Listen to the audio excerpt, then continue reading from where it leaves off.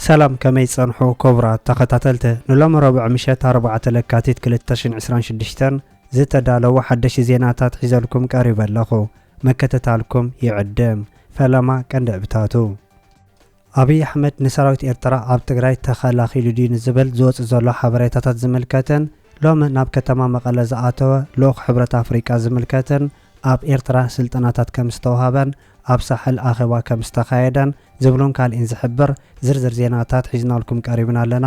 ነቻነልና ሳብስክራይብ ብምግባር ክሳብ መወዳእታ ክትከታተሉና ብኽብሪ ንዕድመኩም። ቢንያም ግርማይ ቀዳማይ ከም ዝወፀ ተገሊጹ። ምስ ሓዳሽ ስዊዘርላንዳዊት ጋንትኡ NSN ሳይክሊንግ ቲም ናይ ፈለማ ቅድድም ዘካየደ ቢንያም ግርማይ ቀዳማይ ወፂኡ። ፕሮፌሽናል ተቀዳዳማይ ብሽክለታ ቢንያም ግርማይ ኣብ ውድድር ቮልታ ኮሚኒታ ቫለንሻፕ ዝተካየደ ቅጽበታ ውድድር ንበዓል ማደስ በደርሰን ብምርታዕ ቀዳማይ ምውፅእ እውን ተገሊጹ።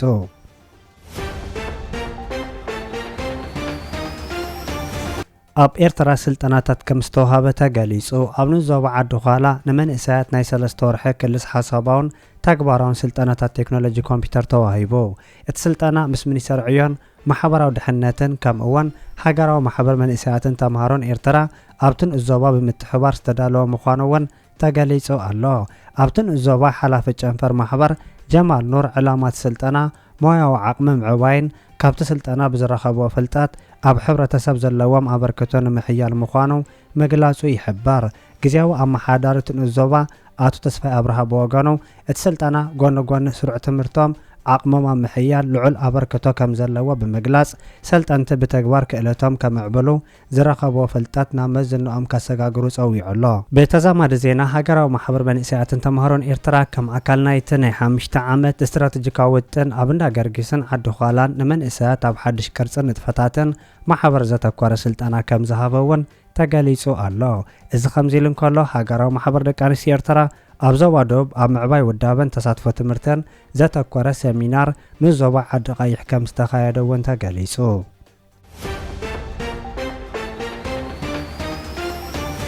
ፕሮፌሰር ኣስመሮም ለገሰ ኣብ መበል 95 ዓመቱ ከም ዝዓረፈ ተገሊጹ። እቲ ፍሉጥ ኤርትራዊ ተመራማራይ ስነ ሕብረተሰብ ዝኾነ ፕሮፌሰር ኣስመሮም ለገሰ ቀንዲ ብዛዕባ መለለይ ህዝቢ ኦሮሞ ዝኾነ ስርዓተ ገዳ ብዝገበሮ ምርምር እዩ ዝፍለጥ። ንሕጊ እንዳባ ኤርትራ ብዝምልከት እውን ዝተፈላለዩ መጽናዕትታት፣ ጽሑፋት፣ ሰሚናራትን ኣስተምሮታትን ከም ዝሃበ ይንገረሉ። ኣብ 2018 ድሕሪ ዕርቀ ሰላም ኤርትራን ኢትዮጵያን ልዕሊ 45 ዓመታት ኣብ ስርዓት ገዳ ዘካየዶ ምርምር ንዓለም ብምልላዩን ካብ ዩኒቨርሲቲ ኣዲስ ኣበባን ምምሕዳር ክልል ኦሮሚያ ወግዓዊ ፍልጦ ተዋሂብዎ ነይሩ።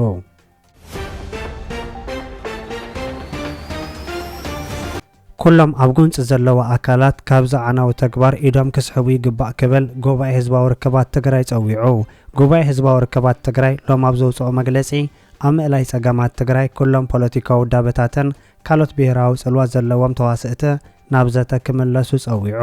ኣብዚ እዋን ኣብ ትግራይ ዝረኣዩ ዘለዉ ጎንፅታት ዘየድልዩ ጥራይ እንተይኮነ ብቐሊሉ ልዝብ ክፍትሑ ዝኽእሉ ምዃኖምን ከም ዝኣምን እውን ጉባኤ ህዝባዊ ርክባት ትግራይ ኣብ መግለጺ ኣፍሊጡሎ። ብምዃኑ እውን ጉባኤ ህዝባዊ ርክባት ትግራይ ኩሎም ኣብ ጎንፂ ዘለዎ ኣካላት ካብዚ ዘየድለ ጥራይ ዘይኮነ ብታሪክ ነዚ ትውልዲ ዘሕተት ኣዕናዊ ተግባር ኢዶም ክስሕቡ ይግባእ ኢሉ። እቲ ትካል ኣብ ዘውፅኦ መግለጺ ተኽሲ ብህፅተው ክብል ጸውዖ ኮይኑ ብብርኪ ክልል ዘለዉ ሲቪክ ማሕበራት፣ መራሕቲ ትካላት ሃይማኖት፣ ሽማግለታትን ዓበይቲ ዓድን ኣብ ልዕሊ ተጻባእቲ ጽዕንቶ ብምፍጣር ናብ ልዝብ ክመጹ ምግባር ከም ዘድሊ ገሊጹ። እዚ ከምዚ ኢሉ እንከሎ ኣባላት ጉጅለ ምክትታል ተግባረ ስምዒ ቋሚ ምቁራጽ ተጻብኦታት ፕሪቶርያ መቐለ ከም ዝኣተወ ተገሊጹ። ኣብ ትሕቲ መስርሕ ምክትታል ምርግጋጽን ምኽባር ሕብረት ኣፍሪቃ ዝቖመ ጉጅለ ላዕሎት ክኢላታት ሕብረት ኣፍሪቃ መቐለ ኣትዩ። ክፍሊ ጉዳያት ፖለቲካ ሰላምን ድሕነትን ኮሚሽን ሕብረት ኣፍሪቃ ከም ዝሓበሮ ኣባላት ጉጅለ ምክትታል ተግባረ ስምዒ ቋሚ ምቁራጽ ተጻብኦታት ፕሪቶርያ ዝከታተሉ ላዕሎት ክኢላታት ሕብረት ኣፍሪቃ ሎሚ መቐለ ምእታዎም ሓቢሩ። ብመሰረት ሓበሬታት ኮሚሽን ኣብ ክትትል ተግባራት ኣብ ሕዳር 2022 ኣብ መንጎ ፌደራላዊ መንግስትን ህዝባዊ ወያነ ሓርነት ትግራይ ዝተፈረመ ስምምዕ ኣተገባብራ ዝከታተሉ ላዕሎት ክኢላታት ወሳነ ግደ ኣለዎም ዝበሎም ኣባላት ክትትል ዳግም ስርሖም ንምጅማር ናብ መቐለ ኣትዮም ኣለዉ ይብል። እቶም ኣባላት ድሕሪ ምምሕዳራዊ ዕረፍቲ ናብ መቐለ ዳግም ከም ዝተዋፈሩ እውን ይግለጽ ኣሎ።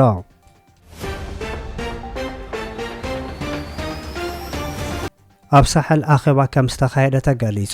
ማሕበር ሳሕል ጀማሂር ዓመታዊ ኣኼባው ብዕለት 30 ጥሪ ኣብ ንዞባ ኣፍዓቤት ካምጨዋ ምክያዱ ካብ ምጽዋ ዝተረኸበ ሓበሬታ ይገልጽ።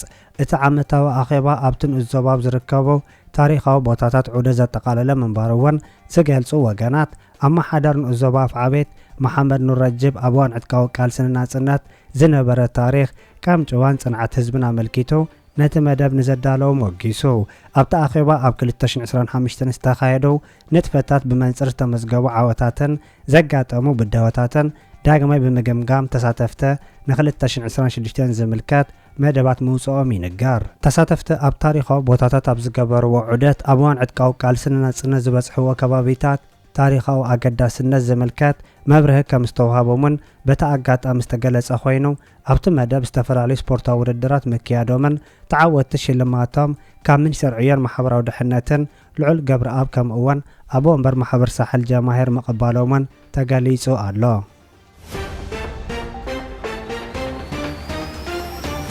ቀዳም ሚኒስትር ኢትዮጵያ አብይ አሕመድ ንሰራዊት ኤርትራ ኣብ ትግራይ ንከላኸል ነርና ዝበሎ ዝተፈላለዩ መግለጽታት ይወሃቦ ከም ዘሎ ተገሊጹ።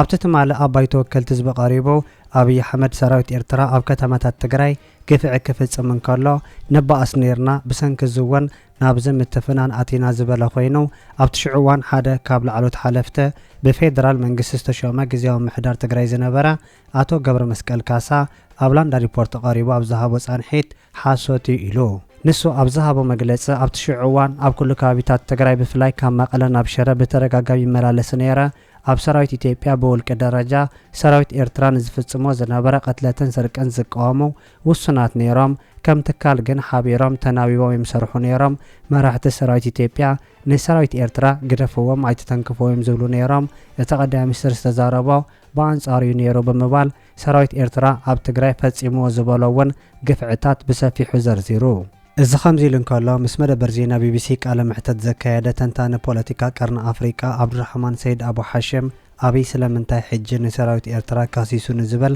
ንዝቐረበሉ ሕቶ አብይ ሕጂ ናብ ቀይሕ ባሕሪ ከኣቱ ስለ ዝደለን ብባሌን ብቦሌን ቀይሕ ባሕሪ ምእታውና ኣይተረፈን ምባሉ ብሕጊ ቅቡልነት ከም ዘይብሉ ተረዲኡ ኣብ መንጎ ኤርትራን ትግራይ ንዝካየድ ዘሎ ርክብ ጸገም ንኽፍጠር ባእሲ ንኽፍጠር ዘይምትእማን መገረጫው ንኽፍጠር ዝገበረን ኣብ መንጎኦም ዘይምትእማን ተዳ ተፈጢሩ ናተይ ዓብላልነት ያረጋግጸለይ ብምባልን ኢሉ እዚህ ውስጥ ብዙ ጉዳይ ተነስቷል። ለምሳሌ የኛንና የኤርትራን ጉዳይ ላንሳ።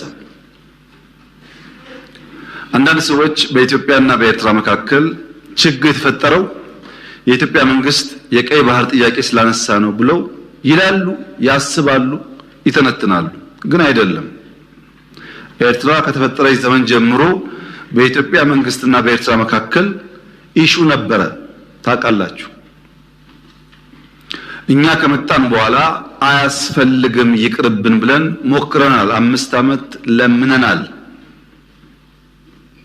ጸቡ የተጀመረው ብዙዎች እንደሚያስቡት የቀይ ባህር ጉዳይ ሲመጣ አይደለም።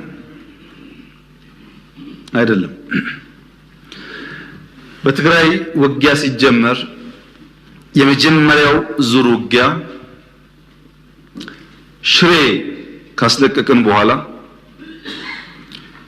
የኤርትራ ጦር ከኋላ ኋላ ተከትሎ ሽሬ ገብቶ የአንዳንድ ሰዎችን ግለሰቦች ቤት ማፍረስ ፎቅ ማፍረስ ሲጀምር ጸብ ተጀምሯል። አልተናገርንም እንጂ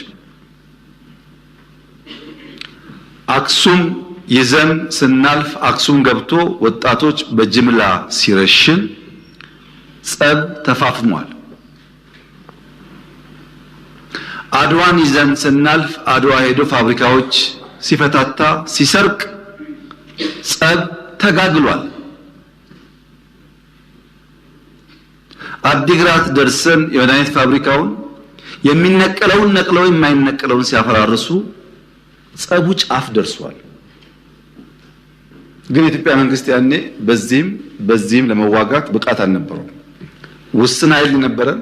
ሽሬን ከያዝን በኋላ ያጠቃነውን ጣት እንከተል ነበር እንጂ የያዝነውን ቦታ ያጸናን አንሄድም።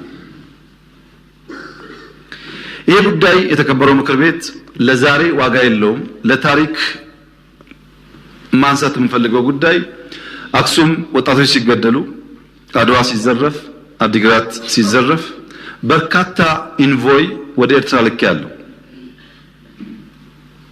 የላኳቸው ሰዎች ገሚሱ አሁን ከኛ ጋር የሉም። ለምሳሌ ክቡር አቶ ገዱ ያኔ የውጭ ጉዳይ ሚኒስትር ነበሩ። ከአንዴም ሁለቴ ኤርትራ ልኬያቸዋለሁ። የላኳቸው የትግራይን ህዝቤን አታገሷቅሉ፣ ሀብቱን አትዝረፉ፣ ጸቡ ከቲፒኤልኤፍ እንጂ ከትግራይ ህዝብ አይደለም የሚል ነው። አቶ ገዱ አሁን እኛ ጋር የሉም፣ ግን ክር አላቸው፣ ህሊና አላቸው። ዛሬ ቢደብቁ በታሪክ ውስጥ ይወጣል። ለምን ጉዳይ ነው እንደተነጋገሩ እሳቸውም ያውቃሉ፣ ሻዕቢያም ያውቃል፣ እኛም እናውቃለን። አሉ አልሞቱም። እሳቸው አክሰስ ይደረጋሉ፣ ሊናገሩ ይችላሉ። ለክራቸው ሲሉ ለእምነታቸው ሲሉ ማለት ነው። ለምን ጉዳይ እንደሄዱ በእሳቸው መፈታት ሲያቅተው አቶ ደመቀ ልክ ያለው አቶ ደመቀ አሁን እኛ ጋር የሉም፣ በህይወት ስላሉ ለእምነታቸው ለሌላቸው ይጠየቁ ይችላሉ። ለምን ጉዳይ እንደሄዱ ያውቃሉ። ከነሱም ውጭ አሁን ሲስተም ውስጥ ያሉ 2-3 ሰዎች ልክ ያሉ። ታስታውሱ ከሆነ መቀሌ ልንገባ ጥቂት ሲቀረን የ3 ቀን አልቲማተም ብለን አውጀን ነበር። ብዙ ሰው ሚስጥሩ አልገባው። የቸገረንኛ ሽሬን ስለቅ ከኋላ ይገባሉ፣ አክሱም ስለቅ ከኋላ ይገባሉ። አሁን መቀሌ ስንገባ ደግሞ ገብተው ትልቁን ከተማ ዳሜጅ ያደርጋሉ ብለን ከነሱ ጋር ከአሁን በኋላ ከወቅሮ እናልፋለን ብትሉ ወያኔ ተተን ወደ እናንተ ነው የምንዞረው ውጊያው ብለን ውቅሮ ላይ የሚጠብቅ ፎርስ አስቀምጠን ነው መቀሌ የገባ ነው እንዳያልፉ ማለት ነው። ይሄ ጸብ ተፋፍሞ ሄዶ የፕሪቶሪያ ስምምነት ሲፈረም እንዴት ቲፒኤልኤፍ ሳይጠፋ እንዴት ትግራይ ሳይወድም ፊርማ ይደረጋል በሚል ነው የመጨረሻ ጫፍ የደረሰው ጸቡ። ከዚህ ኃይል ጋር ነው እንግዲህ አንዳንድ ቲፒኤልኤፍ ሰዎች ሆነው ኢትዮጵያን ለማፍረስ እንስራ ያሉት። የትግራይ ህዝብን የሚጎዳና የሚጠቅም ነገር ይሄ መንግስት ነው የሰራው ወይስ ቲፒኤልኤፍ? ሁሉም ቲፒኤልኤፍ ላይሆን ይችላል።